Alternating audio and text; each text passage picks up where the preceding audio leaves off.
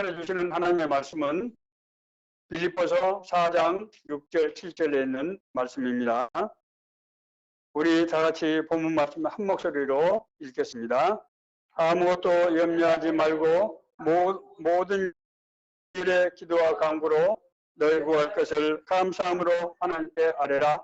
그리하면 모든 지각에 뛰어난 하나님의 평강이 그리스도 예수 안에서 너희 마음과 생각을 지키시리라. 아멘.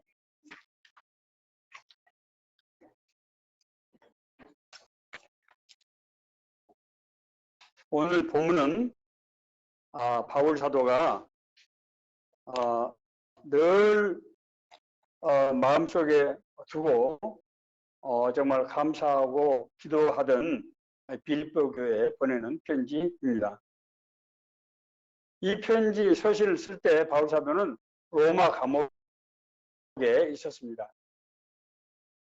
빌립보 교회는 바울 사도가 소아시아에서 이제 유럽을 건너가서 유럽 대륙을 선교하는 첫 번째 교회입니다.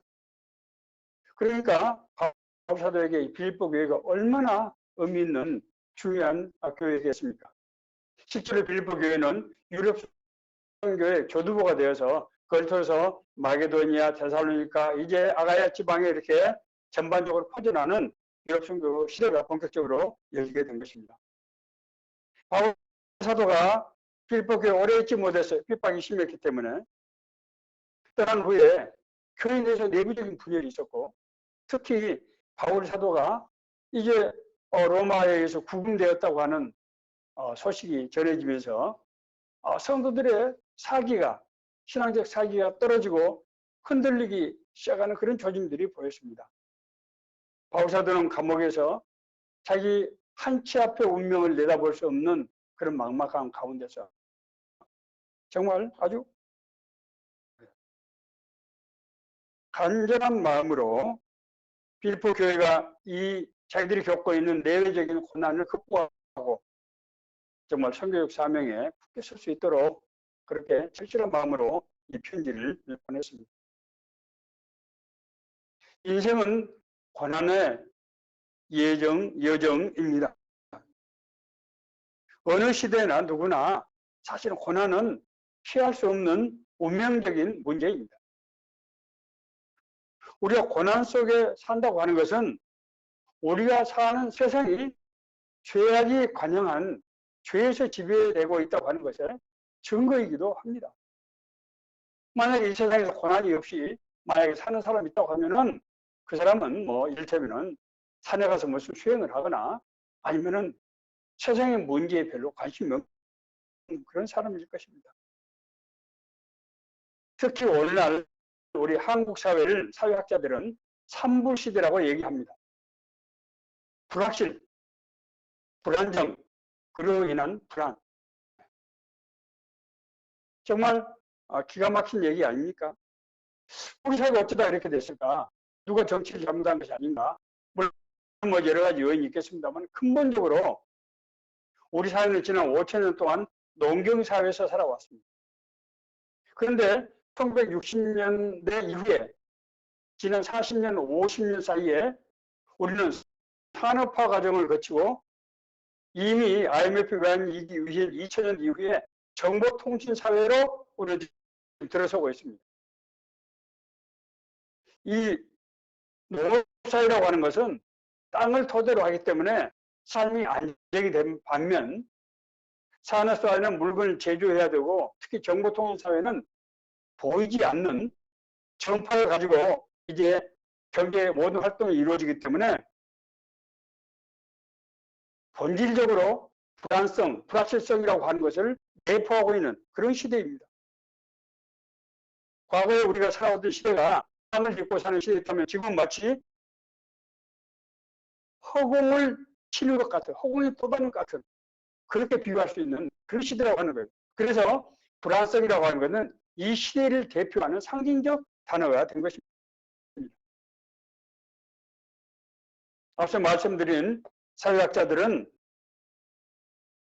우리 사회, 특히 대한민국 사회를 선진그룹 중에서 가장 불안성이 높은 나라 중 한 나라로 그렇게 보고 있고 심지어 우리 국민의 10% 정도는 의료적인 도움이 필요한 사람들이다. 그런 분에 속한다. 그렇게 진단하고 있기도 합니다. 정말 이것은 우리가 쉽게 그냥 넘길 수 있는 그런 문제가 아니라고 하는 것입니다.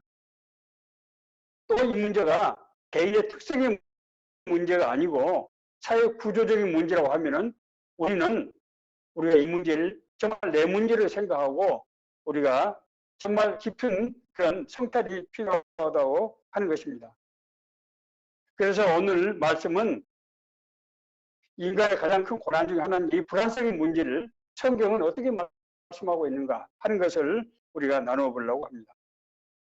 참고로 제가 한두 번 말씀드렸습니다만은 저는 평소의 시를 조금 어려운 환경에서, 가정 때문에 어려운 환경에서 자랐습니다. 눌리고 상처받고 자랐습니다. 그런데 이제 제가 성령이 되면서 하나님의 은혜로 그 치유함을 받게 되었습니다.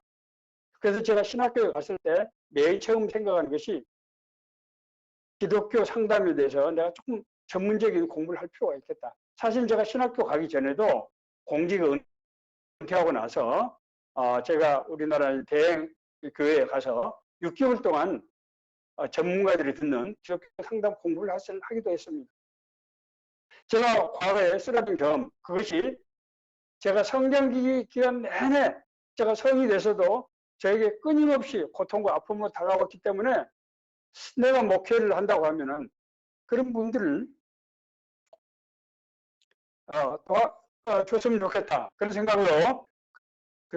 생각을 제가, 그런 마음을 품었던 것입니다.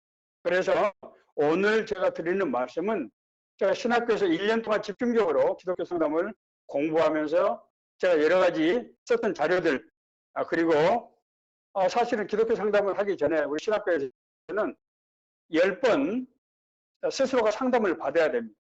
그 상담 받으면서 제 선생님이 제가 하시주셨던 말씀들, 내 문제들, 이런 것들을 토대로 오늘 설교를 구성을 했습니다. 그래서 오늘 이 얘기는 홍 목사의 얘기구나 라고 여러분들이 그렇게 이해를 하시면 될 것입니다. 먼저 사실 많은 사람들이 자기가 불안 증세를 가지고 있으면서도 자기가 그걸 인식하지 못하는 거예요. 불안 증세라고 하는 것이 물론 뭐 아주 심하게 나타나는 경우도 있습니다만은 그렇지 않은 사람들은 마치 가벼운 감기처럼 나타나거든요, 이게. 그래서 본인도 잘 모릅니다. 누구든지 그냥 그러려는. 제가 그렇게 살았어요. 누구든지 저녁이 되면은, 저녁 6시가 되면은 마음이 가라앉고 왠지 우울해지고 답답하고 불안하고 그러는 거예요. 난 사람은 누구든지 그냥 밤 되니까 그러려니 했던 겁니다. 불안 증세가 어떻게 나타나고 이것이 왜 생기는가 하는 것을 우리가 먼저 이해할 필요가 있다고 하는 것입니다. 특히 교회 다니는 사람들은 몸이 아파도 마음에 상처가 있어도 그걸 잘 얘기를 못하는 경우가 많지 않습니까? 혹시 그런 얘기하면은 저 사람 요즘 기도 안 하는가 봐, 저 사람 죄가 많은가 봐, 이렇게 생각할까 봐. 그런 경우가 사실 있지 않아요? 그렇지 않습니까? 아니, 우리가 구원받고 거듭나는데 하나님이 함께 하시는데 불안 증세가 있다고 하는 것이 말이 되나? 이렇게 문제를 제기하는 사람도 있어요. 그러나 이것은 아주 그럴듯하게 들리지만은 사실 성경은 그렇게 가르치고 있지 않아요. 성경에는 심한 염려와 불안 증세로 고통받는 위대한 신앙인들이 얘기가 수도 없이 나와 있다는 거예요. 믿음의 조상 아브라함, 그 아들 이삭과 야곱, 그리고 선지자인 엘리야, 사도 바울 등 수도 없이 많은 사람들의 불안 증세가 성경에 아주 뚜렷하게 나타나 있다는 거예요. 이게 조금 전문적인 지식 있는 사람들 보면 금방 알 수 있는 그런 내용입니다. 특히 시편에 보면은 이 불안 증세를 호소하는 그런 기도들이 정말 넘쳐나는데 대표적인 시편 42편, 43편 얘기. 내 영혼아, 내가 어찌하여 낙심하며 어찌하여 내 속에 불안해하는가? 너는 하나님께 소망을 두라. 그가 나타나 도우심으로 말미암아 내 하나님을 여전히 찬송하고. 이 얘기를 시편 23편, 42편, 43편 짧은 시입니다. 여기서 5번 반복적으로 얘기를 하고 있어요. 열왕기서 19장에는 선지자 엘리야 얘기가 나옵니다. 엘리야는 이스라엘 민족에도 영적인 선지자, 하나님의 총력을 행사했던 그런 사람입니다. 이 엘리야가 갈멜산에서 여러분 잘 아시는 대로 바알과 아세라신을 숭배하는 850명과 1대1 855 대결을 하지 않습니까? 거기서 하나님의 은혜가 불로서 나타나서 승리하게 되고, 그래서 이 850명의 바알과 아세라 신을 숭배하는 선지자들 전부 멸절시키는 그런 대성을 거두었어요. 그 일이 있고 나서 엘리야는 심각한 불안 증세에 빠지게 됩니다. 자기 자신은 광야로 들어가 하룻길쯤 가서 한 로뎀 나무에 앉아서 자기가 죽기를 원하여 이르되 그냥 죽었으면 좋겠다는 거예요. 여호와여 넉넉하오니 지금 내 생명을 거두시옵소서. 나는 내 조상들보다 낫지 못하나이다 하고, 제가 이후에 열거하는 불안 증세에 엘리야의 이런 콤플렉스가 대표적으로 나타난 것을 여러분 볼 수 있을 거예요. 불안의 증상이 제가 말씀드린 불안이라고 하는 것도 그냥 심적인 불안이 아니고 약간의 질환에서 불안을 말씀드리는 겁니다. 어떤 증상들이 나타나는가, 어떤 증상을 그걸 보고 알 수 있는가. 불안증을 아는 사람들은 얼굴에 그 모습이 나타납니다. 얼굴이 나타나요. 긴장된 얼굴, 지친 얼굴, 초췌해 보이는 모습들이 나타나요. 제가 초등학교 4학년 때 시골에서 올라와서 얼마 되지 않아서 우리 저를 이제 빌려주신 또 이 형제하고 같이 찍은 사진을 보니까 다른 아이들은 얼굴이 환한데 제 얼굴은 그 불안한 눈빛, 초췌한 얼굴, 내가 봐도 눈물이 날 것 같은 그런 사진 모습에 그 소년이 거기 서 있는 것을 제가 봤습니다. 불안 증세는 얼굴이 나타나요. 그래서 얼굴빛이 유난히 어둡고 초조하고 하는 것은 우리가 그런 것을 생각해 볼 수 있습니다. 불안 증세 다른 증상은 눈물을 자주 흘리는 거예요. 저는 잠을 잘 때마다 베개를 눈물로 적실 정도로 그렇게 어둠이 오면 불안하고 어머니 생각이 나고 친구 생각이 나고 그래서 끊임없이 눈물을 흘렸습니다. 내 눈물이 주야로 내 음식이 되어도다. 시편 40편 3편에 내 눈물이 내 주야로 음식이 되었다. 끊임없이 눈물. 조금만 일에 감동을 받아도 마음이 상해도 조금만 일해도 눈물이 흐르게 되는 것입니다. 불안 증세는 동시에 식욕감퇴 현상도 나타나요. 뭐 모든 사람이 다 그런 건 아니지만 대개 이런 현상들이 나타납니다. 아무거나 잘 먹지를 못해요.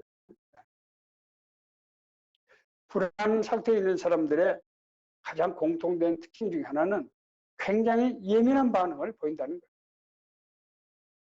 이런 사람들은 별 문제 아닌 일에도 늘 깊은 상처를 받게 됩니다. 사실 내가 얘기를 들어보면 별 문제가 아닌데 본인은 그것을 상처로 받아들이고 저 사람이 어떻다, 저 사람이 이런 뜻으로 어떻다 하는 얘기를 자주 듣게 됩니다. 어떤 때는 겉으로는 담대하게 보이는 것 같지만은 가만히 보면은 자기 자신이 그것을 남에게 보이지 않게 해서 억누르고 있는 것을 또 보게 되기도 합니다.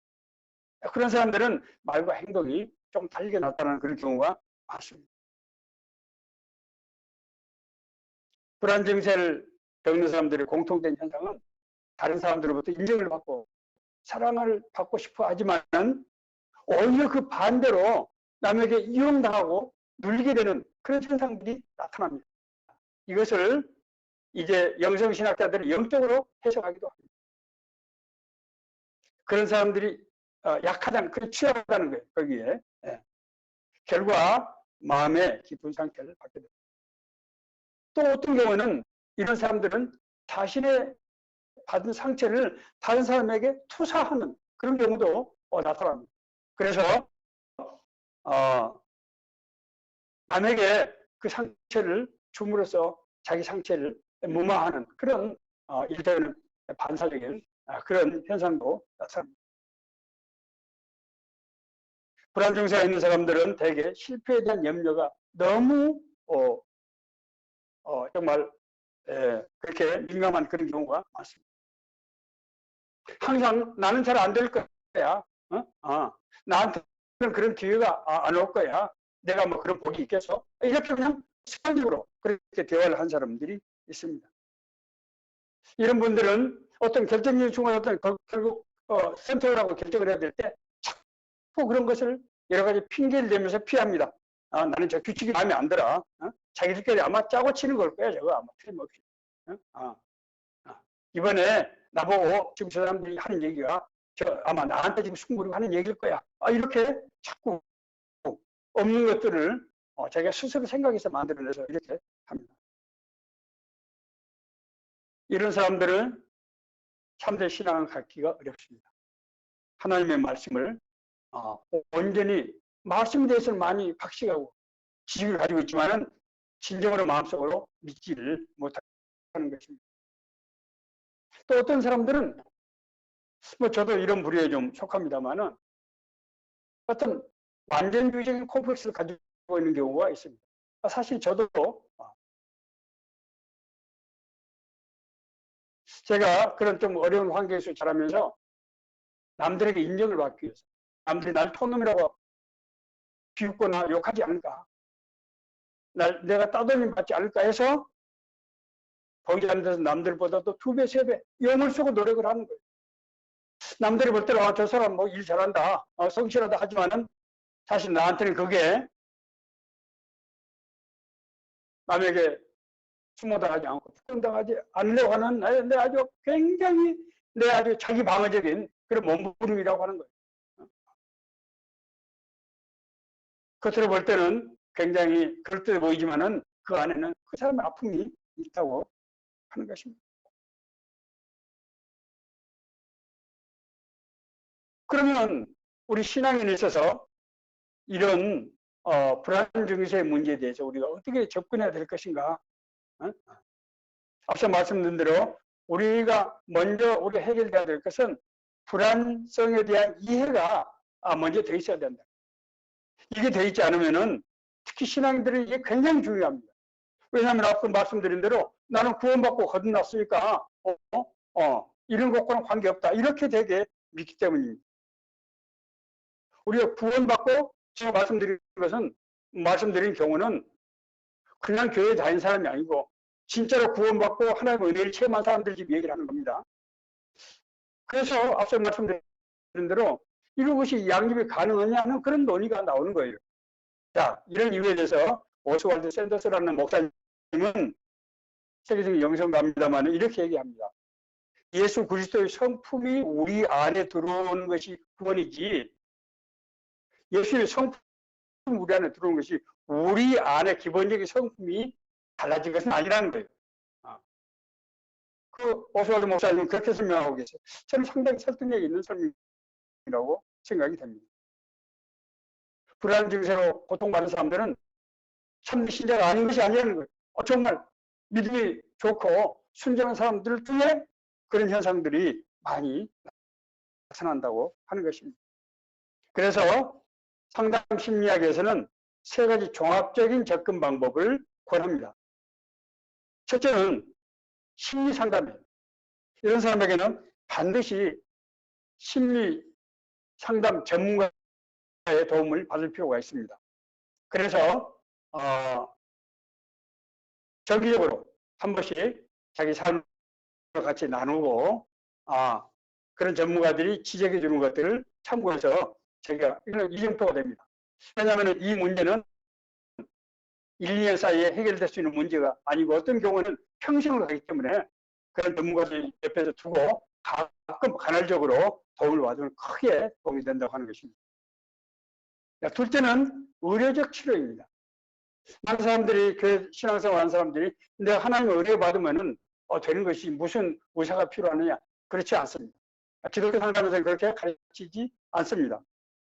심리적 상처도 상처이고 치료를 받아야 합니다. 어떤 경우는 설사 그 문제가 회복이 됐다고 하더라도 우리 몸이 그런 것이 회복이 돼서 스스로 자생적인 능력을 갖기 위해서는 상당한 정도의 안정기간이 필요합니다. 그래서 약물을 정기적으로 복용하고 하는 경우도 많이 있습니다. 그러나 근본적인 것은 성령님의 역사입니다. 저는 76년도 3월 5일 날 처음 갔던 교회에서 하나님 은혜를 받고 제가 마음속에 있는 그 말할 수 없는 고통들, 그런 고통들이 치유받는 그런 은혜를 받은 바 있습니다. 오늘 성경은 또 오늘 이 불안성의 문제에 대한 우리 전문가들은 이렇게 권합니다. 첫째로 우리 예비적 단계가 있습니다. 예비적 단계. 문제를 직시해야 된다. 자기 상황을 직시해야 된다고 하는 것입니다.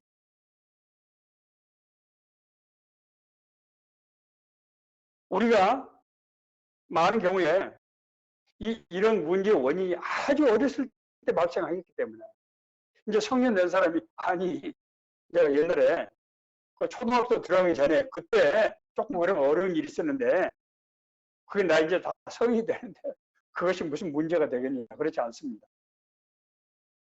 우리가 자기 정직한 마음으로 하나님의 은혜를 우리가 믿고 정말 기억하기조차 싫은 그 시절에 그 상황에 들어가서 그 문제가 발생한 지점을 찾아가야 된다고 그렇게 전문가들은 얘기하고 있습니다.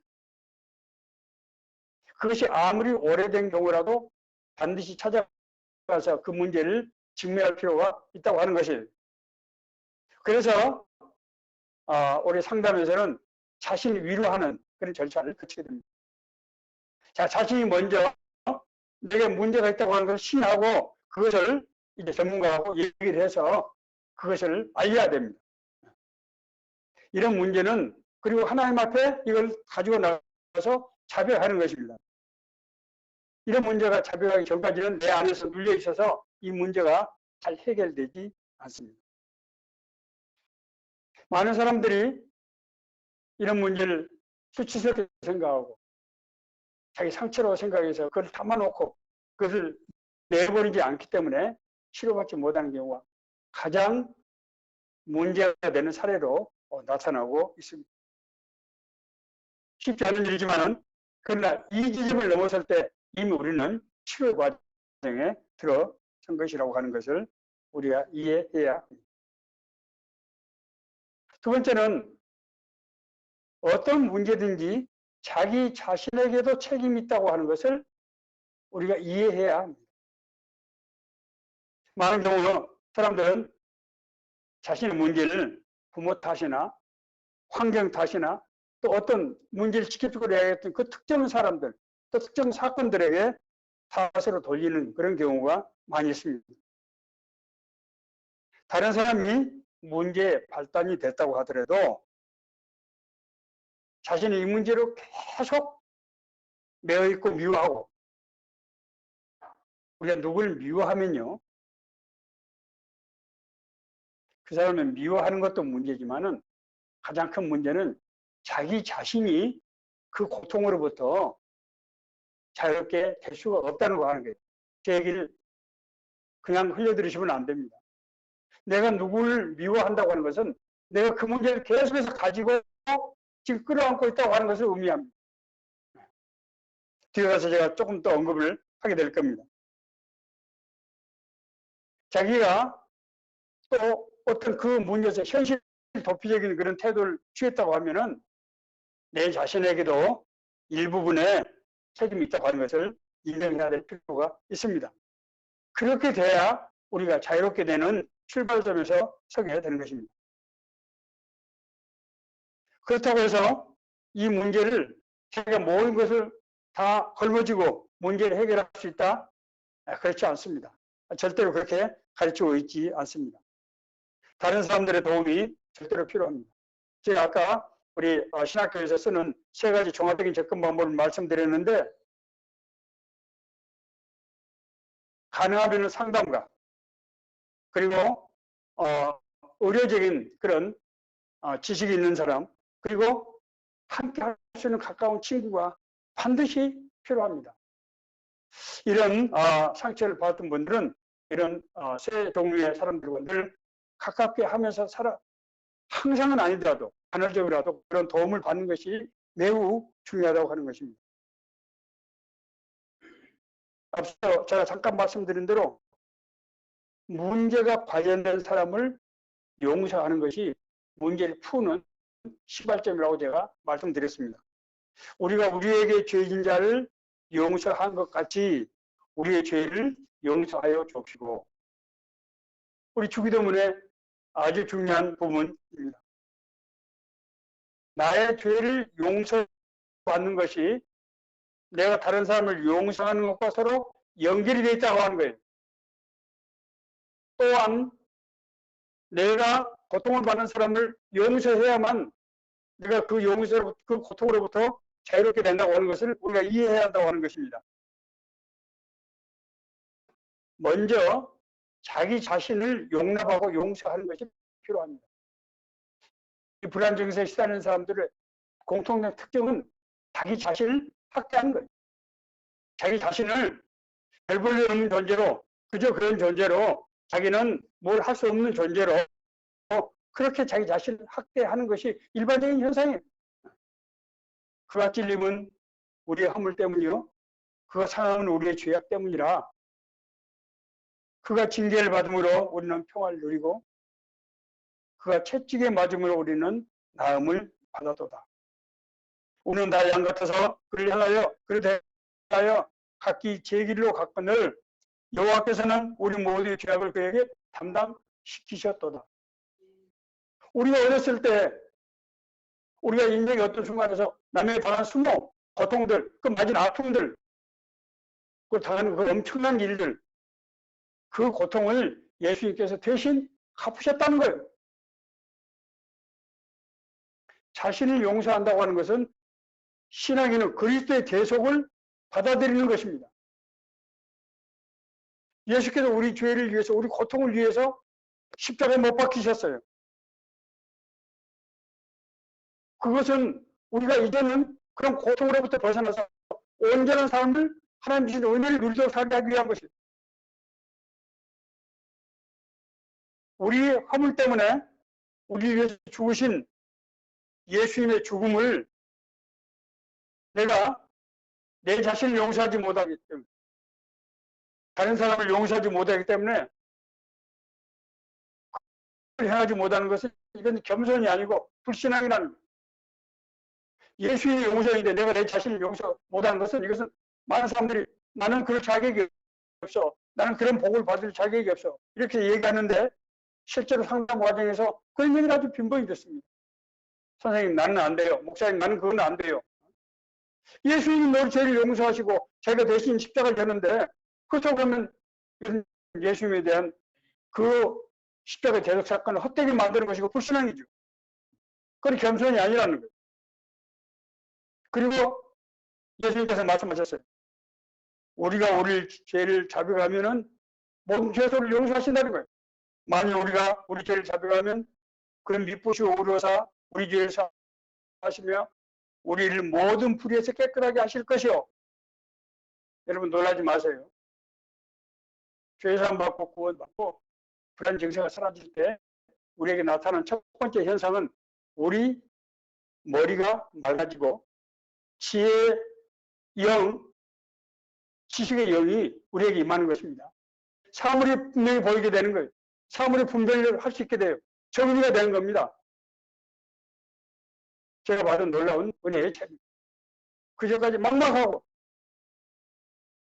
인생에 아무런 꿈과 소망이 없고 너무나 답답하고 뭘 봐도 모르겠고 혼란스럽고 그러던 사람이 치유의 은혜를 받고 나서 눈이 열리고 영안이 열리고 사물이 보이기 시작한다는 거예요.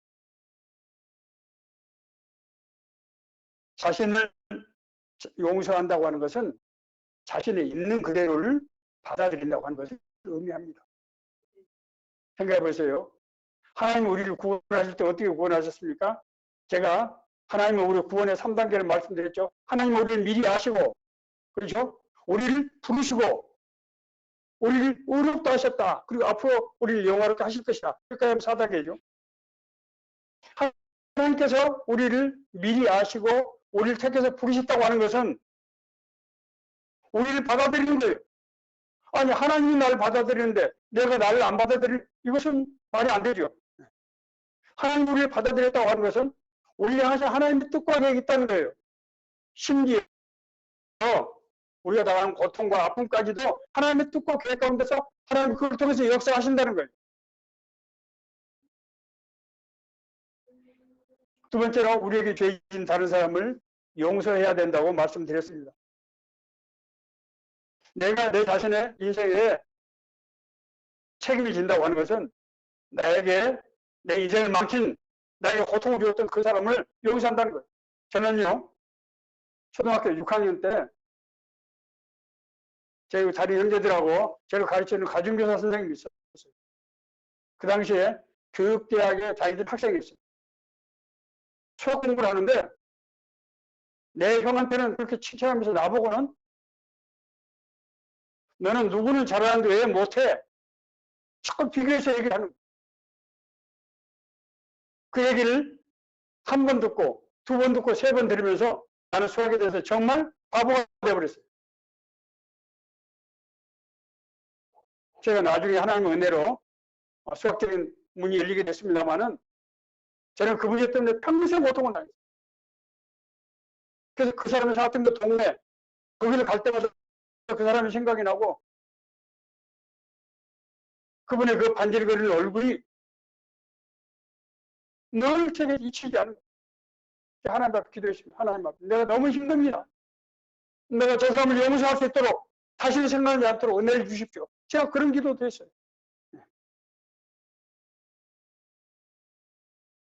내가 많은 이 불안정세 싫어하는 사람들 중에는 자기 책임을 전가할 사람을 남겨두고 싶은 그런 유혹에 빠지는 경우도 있습니다. 자기 상처를 완전히 치워주거든 상처를 남겨놓고 늘 그것을 보면서 스스로 연민에 빠지는 거예요. 참 이상한 얘기죠. 그러나 사실이고 현실입니다. 자기 원하는 문제, 자기 불안한 문제를 다른 사람에게 전가하려는 생각을 가진 사람이 어떻게 하나님의 사랑과 용서를 체험할 수 있겠습니까? 우리가 용서를 받았다고 하는 것은 하나님의 용서하신 것을 다시는 들춰내지 않는다고 하는 것을 의미하는 것입니다. 우리가 알거니와 우리 옛사람이 예수와 함께 십자가에 못 박힌 것은 죄의 몸이 죽어 다시는 우리가 죄에게 종노릇 하지 아니하려 함이니 이는 죽은 자가 죄에서 벗어나 의롭다 하심을 얻었습니다. 로마서 6장 6절에서 7절에는 말씀입니다. 우리가 구원받고 거듭나서 죄 문제가 해결됐다. 하나님께서 우리 약함을 우리 불안을 치워주시면 그걸 끝난 겁니다. 우리가 회개를 했으면 하나님 그 회개를 들으시고 하나님이 응답하시는 거예요. 다시 한번 말씀드립니다. 우리가 하나님 앞에서 이 문제를 들고 나가서 회개를 했다고 하는 것은 정확히 신학적으로 말하면 하나님께서 우리에게 회개 영, 회개 이끌림을 주셨다는 뜻이에요. 하나님께서 우리에게 회개 이끌림을 주신 것은 우리를 용서하기 위한 것입니다. 그런데 그렇게 해서 회개를 받은 사람이 자꾸 같은 회개를 반복적으로 하는 거예요. 그것은 물론 그런 분들이 겸손해서 그럴 수도 있겠습니다만은 그것은 옳지 않은 그런 신앙적 자세입니다. 하나님께서 우리 죄를 용서하는 것은 그걸 잊고 거기서부터 출발해 나가야지 자꾸 뒤를 돌아보는 것은 오히려 신앙적인 태도가 아니라고 하는 것입니다. 세 번째로 믿음으로 구해야 합니다. 믿음의 기도는 병든 자를 구원하리니 주께서 그를 일으키시리라. 혹시 죄를 범하였을지라도 사하심을 받으리라. 그러면 너희 죄를 서로 고백하며 뭘 어떻게 한다고? 죄를 서로 고백하며 병 낫기를 위하여 서로 기도하라. 의인의 강구는 역사하는 힘이 큼이니라. 야고보서 5장 15절 16절에는 말씀. 죄를 서로 고백하라는, 네 마음속에 담아두지 말라는 거야. 네 아픔을 마음속에 담아두지 말고 그걸 고백하라는 거야. 그리고 함께 기도하라는 거야. 그러면 하나님이 역사하신다는 거야.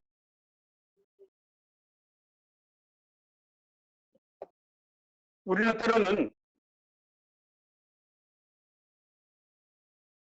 자기 문제가 무엇인지 몰라기 때문에 기도를 못할 때가 많이 있습니다. 내가 이 불안성의 문제, 내가 이걸 원인을 알 수 없어. 내가 왜 그런지 알 수 없어. 그럴 때 우리는 기도하면 성령께서 우리 기도를 들으시고 우리를 위해서 대신 간구하십니다. 자, 이와 같이 성령도 우리의 연약함을 도우시나니 우리는 마땅히 기도할 바를 알지 못하나 오직 성령이 말할 수 없는 탄식으로 우리를 위하여 친히 간구하시느니라. 우리가 하나님 앞에 제대로 된 기도를 해야 하나님이 들어 응답하시는데 우리가 그건 모르는 거예요. 하나님, 나는 너무 힘들어요. 나 살려주세요. 제가 늘 그렇게 기도를 했죠. 저는 사실 내가 왜 그런 증상이 있는지 사실 처음에 사람들은 누구나 다 그런 줄 알았고 사실은 그 문제가 있다는 걸 내가 어느 정도 알았을 때도 왜 그런지 사실 알 수 없었어요. 나는 뭐 내가 죄 지은 게 없는데 내가 왜 이런 현상이 생기는 것인가. 그런데 성령께서 말할 수 없는 탄식으로 저를 위해서 간구하시고 하나님의 은혜를 베푸신 것입니다. 누군가 나를 위해서 기도하고 있다고 하는 것을 여러분 이해해서는 안 됩니다. 하나님의 은혜로 구원받고 거듭난 사람은 절대로 홀로 하지 않습니다. 누군가가 당신을 위해서 지금도 이 시간에도 기도하고 있다. 그래서 성령께서 당신의 고통, 아픔을 알고 계시고 그래서 우리에게 은혜를 베푸시기를 원하신다고 하는 것을 우리가 기억해야 돼. 끝으로 지속적인 관심과 사랑의 교제가 필요합니다. 이런 질환은 앞서 말씀드린 대로 우리가 수술해서 꼬매는 것처럼 그런 질환이 아니에요. 홀로 있는 것은 절대로 문제 해결에 도움이 되지 않습니다. 친구들, 가족들, 목회가 함께 하면 정말 좋습니다. 특히 목회자는 제가 과거에 이런 일로 고통을 받던 제가 이제 목회자가 돼서 제가 신학교에서 맨 처음에 생각했던 것이 바로 그것이라고 제가 말씀드렸죠. 내가 누군가 내가 당했던 그 고통, 아픔을 내가 도와줄 수 있었으면 좋겠다. 그런 생각을 했습니다. 목회자는 성도 한 사람 한 사람 그 사람의 내면을 봐야 돼. 밖으로 봐서는 알 수 없어요. 그래야 도울 수 있습니다. 많은 성도들이 목회자에게 자신의 내면을 드러내는 것을 꺼려합니다. 이해돼요. 저도 그랬으니까요. 날 믿음이 없는 사람으로 보지 않을까? 나를 형편없는 죄인으로 보지 않을까? 그러나 이것은 환자가 의사를 속이는 것과 똑같습니다. 우리 안에서 끄집어내지 않는 그런 어둠, 그런 불안은 잘 사라지지 않습니다. 지속적인 치료와 돌봄이 필요합니다. 치료가 되었다 하더라도 완전한 회복이 되기 위해서는 지속적인 관심과 지도가 늘 필요합니다. 그러려고 하면은 꼭 병원 가는 것이 그런 것이 아니라 삶 가운데서 늘 친구들 또 가족들 서로 이해하고 그렇게 서로 같이 이 문제를 위해서 사랑하고 더불어 가야 된다고 하는 것입니다. 말씀을 마치겠습니다. 우리는 누구나 아픔, 상처를 가지고 있습니다. 겉으로 보면은 너무 멀쩡해 보이고 정말 멋져 보이는 사람도 제 경험에 의하면은 그 사람의 내면 속에 들어가 보면은 과거의 아픈 상처, 기억 그리고 해결할 수 없는 문제를 가지고 있지 않은 사람을 저는 본 적이 없습니다. 나이가 든다는 것 자체가 상실이라고 생각할 수도 있습니다. 그러나 우리가 받은 상처는 치유될 수 있고 치유되어야 합니다. 하나님께서 우리를 구원하시고 하나님의 자녀로 살게 하셨는데 하나님 우리에게 기대하는 삶은 이런 정도 삶이 아니에요. 새로운 삶이라고 하는 것은 우리 육신이 개화천선을 사는 삶이 아니라고 제가 10차례 말씀드립니다. 성령께서 역사하시고 인도하시는 삶, 성령께서 우리와 동행하시는 삶이 그 은혜를 받으려고 그러면은 우리 내면적인 문제가 해결돼야 된다고 하는 것입니다. 그럴 때 우리는 정말 하나님의 영광, 하나님의 은혜에 참된 그런 세계로 들어갈 수 있게 된다고 하는 것입니다. 여러분 혹시 마음속에 고통이 있습니까? 마음 못하는 고민이 있으세요? 과거에 숨겨진 상처가 있습니까? 오늘 이 말씀이 여러분을 사랑하시고 여러분을 위해서 주시는 하나님의 은혜 말씀이 되기를 간절히 바랍니다. 우리 찬송가